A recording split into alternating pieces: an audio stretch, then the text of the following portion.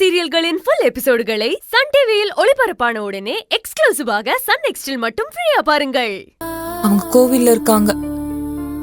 என்னாலதான் வேலு அண்ணனுக்கு ஒரு பிரச்சனையாச்சு. அத சரி பண்ணதான் கோவிலுக்கு போயிருக்காங்க. அப்படி இருக்கப்போ எப்படி பேசுறதுன்னு நான் சொல்லாம இருக்கேன். சரிங்க பாரு பூஜா, செல்வி இந்த கல்யாணத்தை எப்படியும் நடக்க விட மாட்டா. நீ தைரியமா இரு. அண்ணி பத்தி எனக்கு நல்லா தெரியும்.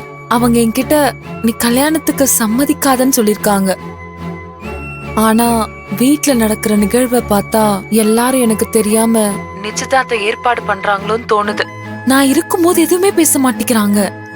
அதுதான் எனக்கு கொஞ்சம் மர்மமா இருக்கு. நீ சொல்றத வச்சு பாக்கும்போது எனக்கு ஒரு மாதிரி தான் இருக்கு. சரி, நம்ம முதல்ல இத செல்வி கிட்ட சொல்லணும். நீ எதை பத்தியும் யோசிக்காம செல்விக்கு போன் பண்ணி சொல்லிடு.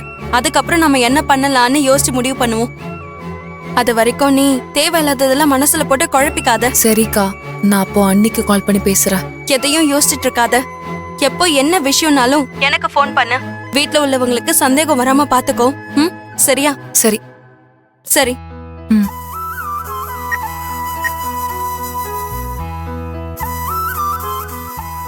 அண்ணி, நீங்க என் பக்கத்துல இருந்தீங்கன்னா நான் இப்படி பயப்பட்டு இருக்க மாட்டேன்.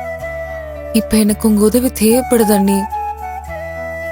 நீங்க தான் எப்படியாவது இந்த கல்யாணத்துல இருந்து என்னை காப்பாத்தணும்.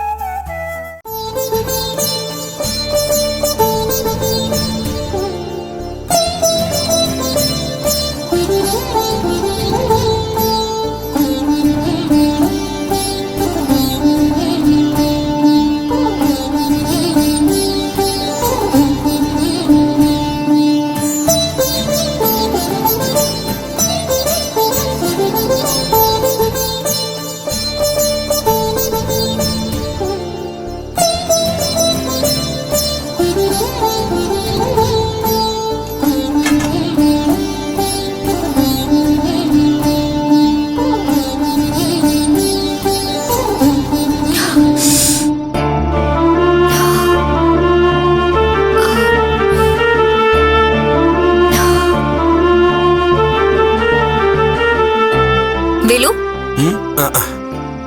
வாங்க செல்வி. என்னங்க எல்லா வேலையும் செஞ்சு முடிச்சிட்டீங்களா?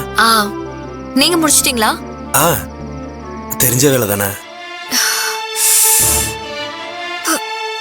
என்னங்க என்னாச்சு?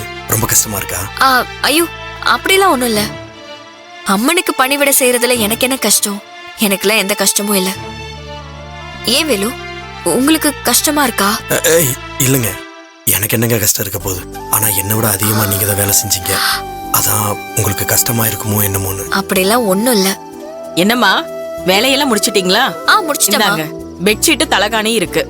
2 பேரும் தூங்குங்க, நான் கிளம்புறேன். ரொம்ப நன்றிமா. சரிங்கம்மா. நம்ம இங்க படுத்துக்கலாமா? இல்ல வேலு, உள்ளே போயிடலாம். தம்பி. ஐயா.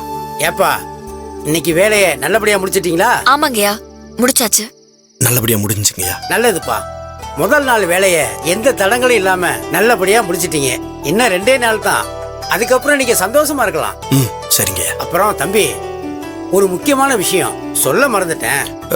என்ன விஷயங்க? அம்மாடி, உன் முந்தானைய கொஞ்சம் கொடுமா.